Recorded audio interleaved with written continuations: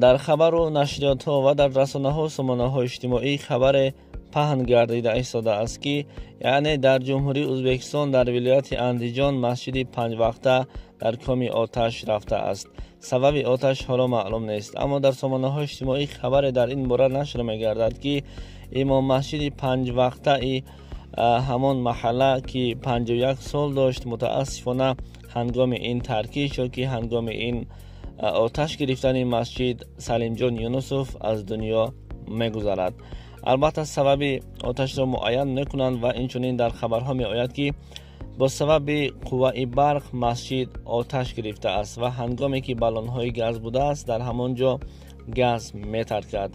خوب بر این مرحوم رحمت و مغفرت خداوند را تمنا داریم، بر اهل عائله‌اش صبر جمیل خواهان هستیم.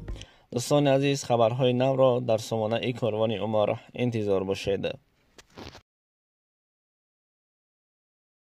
سلام دوستان، سنجش شناسنامه خارجی یعنی که زگرم پاسپورت برای شما مشکل شده است و شما نمیتوانید در کجا چطور بسنجید و ما پیش راه این مشکل شما را گرفتیم. شما اکنون میتوانید در خانه نشسته پاسپورت های خود را بسنجید و جواب درست را بگیرید.